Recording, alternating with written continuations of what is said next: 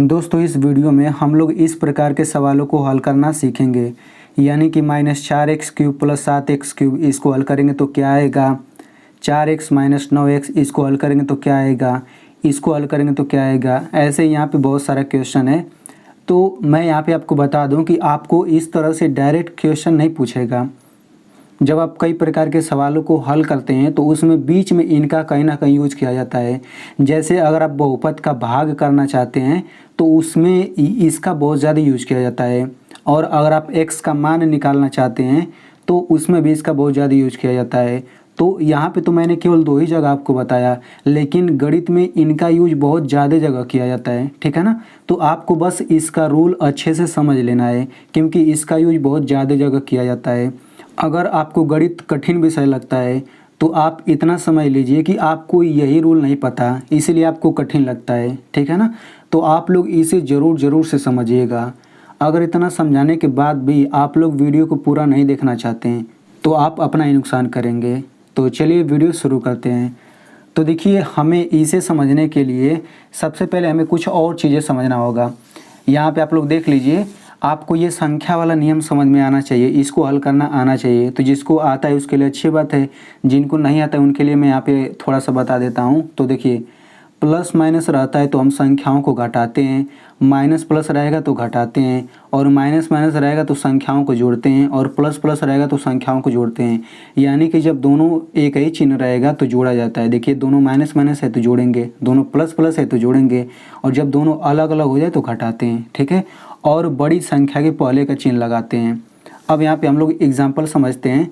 जैसे हम लोग इस क्वेश्चन को समझ लेते हैं। तो देखिए, यहाँ पे -8 + 2 है, इसको हल करेंगे तो क्या आएगा।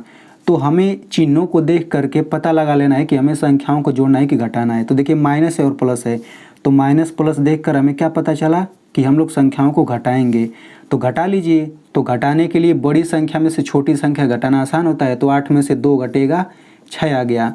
अब इसके पहले कौन सा चिन्ह लगाएंगे, इन दोनों में जो बड़ा रहेगा। तो 8 बड़ा है तो 8 के पहले माइनस है तो माइनस लगा दीजिए, यानी इसको हल करेंगे तो -6 आंसर आ जाएगा।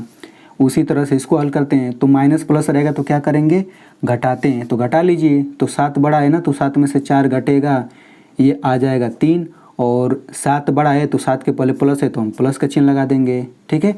अब इसको हल करते हैं। तो माइनस माइनस है तो माइनस माइनस का चिन्ह रहेगा तो जोड़ते हैं। तो जोड़ लीजिए। तो 3 7 10 हो गया। अब बड़ी संख्या के पहले वाला चिन्ह लगाएंगे। तो 7 बड़ा है ना, तो 7 के पहले माइनस है तो माइनस का चिन्ह लगा देंगे। अब इसको हल करते हैं। तो देखिए, माइनस माइनस का चिन्ह है तो क्या करेंगे, जोड़ेंगे। तो 4 4 8 हो गया, और बड़ी संख्या के पहले का चिन्ह लगाते हैं। तो 4 और 4 ये दोनों तो बराबर है, कोई बड़ा है ही नहीं।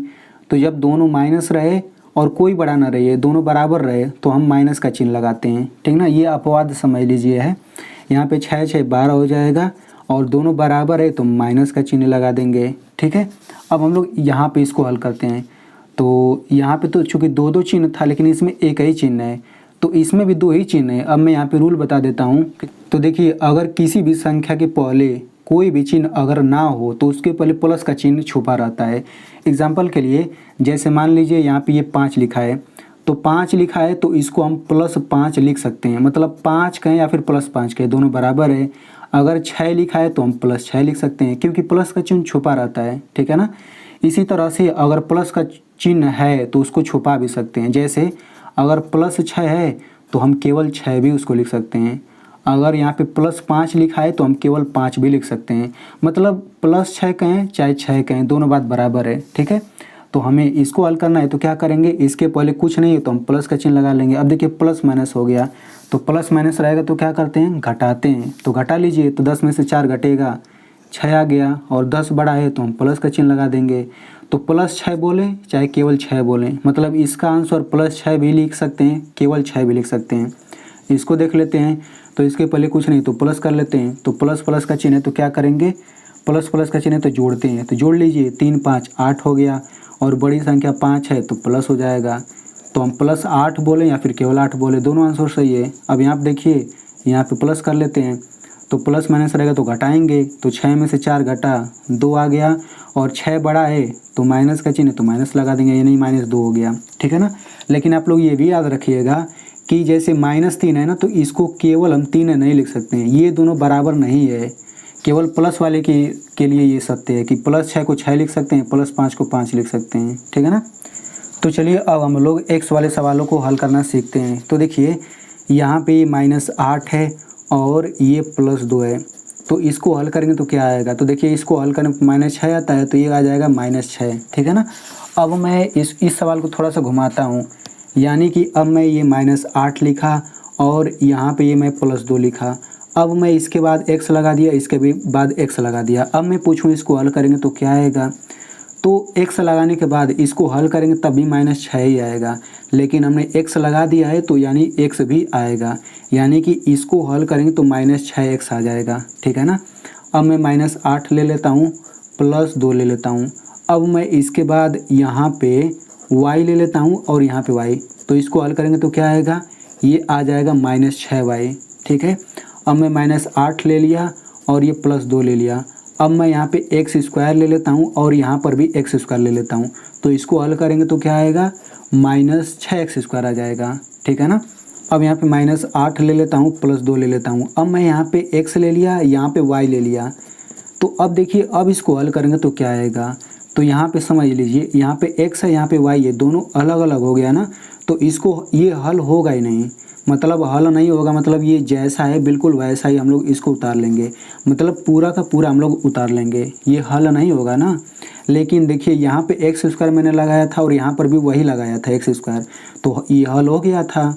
देखिए -6x² आ गया था, ठीक है। लेकिन जब दोनों अलग अलग हो गया तो यहाँ पे आप देख सकते हैं कि ये पूरा का पूरा उतना ही हम लोग उतार देंगे।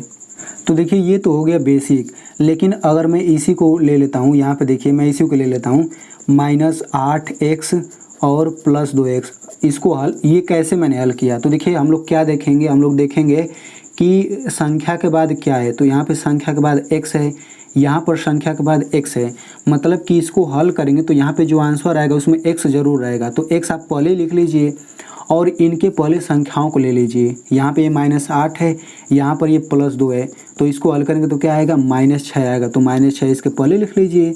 तो आप देख सकते हैं -6x आया था, -6x आ गया। अब इसी का यूज करके हम लोग इन सभी सवालों को हल करते हैं, ठीक है ना। देखिए ये सब सवाल अलग नहीं है, इसमें वही संख्या वाला रूल लगा है। तो इसको कैसे हल करेंगे, तो देखिए यहाँ पे संख्या के बाद x³ है, यहाँ पे संख्या के बाद x³ है, तो दोनों सेम चीज़ है ना, यानी कि इसके आंसर में x³ आएगा। अब यहाँ पे देखिए ये -4 है और ये कितना है, +7 है। तो अब इसको हल करेंगे तो क्या आएगा, इसको हल करेंगे तो +3 आएगा। जो संख्या वाला रूल बताया था वही रूल लगाना है, तो आप यहाँ +3 लिख लीजिए। अब देखिए +3 है तो हम केवल 3 भी तो लिख सकते हैं, मैंने बता दिया था आपको। तो ये इतना आंसर आ जाएगा, मतलब इसका आंसर ये भी हो सकता है, ये भी हो सकता है। अब इसको हल करते हैं तो सबसे पहले देखिए यहाँ पे 4 है, तो 4 के पहले कुछ नहीं है तो हम प्लस का चिन्ह लगा सकते हैं। अब देखिए संख्या के बाद x है, संख्या के बाद x है, यानी कि आंसर जो आएगा उसमें x रहेगा। अब यहाँ पे देखिए +4 है और यहाँ पे देखिए -9 है, तो जब आप इसको हल करेंगे तो क्या आएगा, इसको हल करेंगे तो -5 आएगा। तो -5 इसके पहले लिख लीजिए, यानी कि इसका आंसर क्या आ जाएगा, -5x आ जाएगा। उसी तरह से इसको हल करते हैं तो यहाँ पे देखिए संख्या के बाद x है, संख्या के बाद x है, तो x लिख लीजिए और -3 -7 कितना आ जाएगा, -10 आ जाएगा।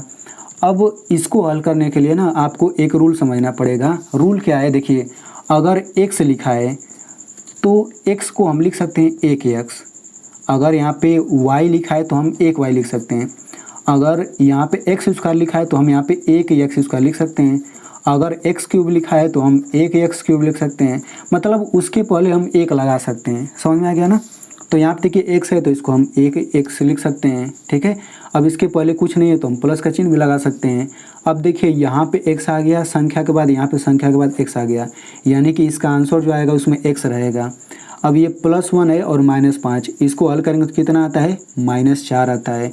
तो इसका आंसर कितना आ जाएगा, -4x। इसको देख लेते हैं, x है तो हम 1x कर सकते हैं। अब देखिए यहाँ पे x है, संख्या के बाद यहाँ पे संख्या के बाद x है, यानी कि x आएगा और -8 -1 ये आ जाएगा -9, तो ये आंसर हो गया। उसी तरह से इसको देख लेते हैं तो यहाँ पे 1x³ कर सकते हैं। अब देखिए यहाँ पे संख्या के बाद x³ है, यहाँ पर संख्या के बाद x³ है, ठीक है ना। तो इसके पहले हम क्या कर लेंगे, ये हो जाएगा प्लस और x³ है तो x³ लिख लीजिए और इसको हल करेंगे तो कितना आ जाएगा, +4 आ जाएगा। तो इसको हम लिख सकते हैं 4x³, ये भी लिख सकते हैं, ये भी लिख सकते हैं। उसी तरह से इसको हल करिए तो इसके पहले हम 1 लगा देते हैं, ठीक है। तो इसको जब आप हल करेंगे तो इसके पहले हम प्लस लगा लेते हैं। अब यहाँ पे x² आ गया, यहाँ पे x² आ गया, तो x² लिख लीजिए और प्लस 1 माइनस 4 ये कितना आ जाएगा, -3 आ जाएगा, ठीक है।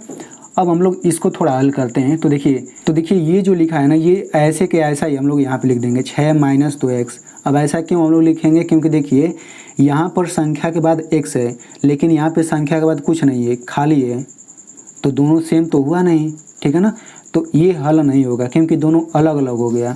उसी तरह से यहाँ पे देखिए संख्या के बाद x है, यहाँ पर संख्या के बाद x² है, तो दोनों अलग अलग हो गया, तो ये पूरा का पूरा हम लोग वैसे ही उतार लेंगे, ठीक है ना। उसी तरह से यहाँ पे देखिए संख्या के बाद x है, संख्या के बाद y, ये दोनों अलग अलग है, तो ये पूरा का पूरा हम लोग वैसे ही उतार लेंगे। तो आई होप आपको समझ आ गया होगा।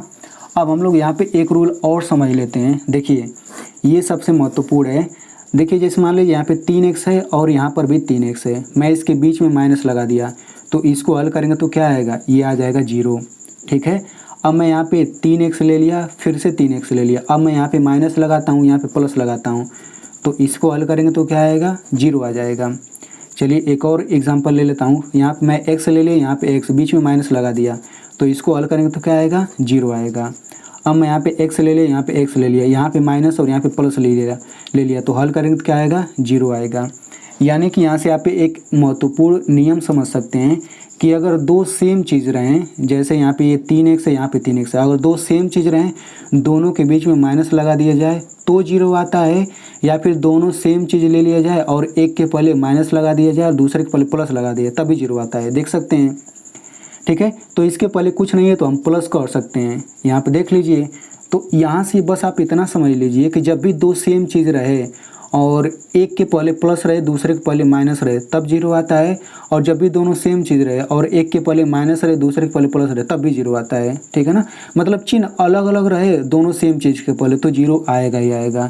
जैसे यहाँ पे देख सकते हैं, यहाँ पे 3x है, यहाँ पर भी 3x है, इसके पहले प्लस इसके पहले माइनस, तो 0 आएगा। यहाँ पर 3x है, यहाँ पे 3x है, इसके पहले माइनस इसके पहले प्लस, दोनों अलग अलग चिन्ह है तो 0 आएगा। उसी तरह से ये भी कह सकते हैं, यहाँ पे प्लस बोल सकते हैं ना, ठीक है। तो आई होप आपको ये भी रूल समझ आ गया होगा। तो अगर आपको अच्छे से समझ आ गया है तो आप लोग इस वीडियो को मेरी मेहनत के लिए एक लाइक कर दीजिए और इस वीडियो को अपने दोस्तों के साथ ज़रूर शेयर करिएगा, क्योंकि आपको समझ आ गया है तो उन्हें भी समझ आ जाएगा।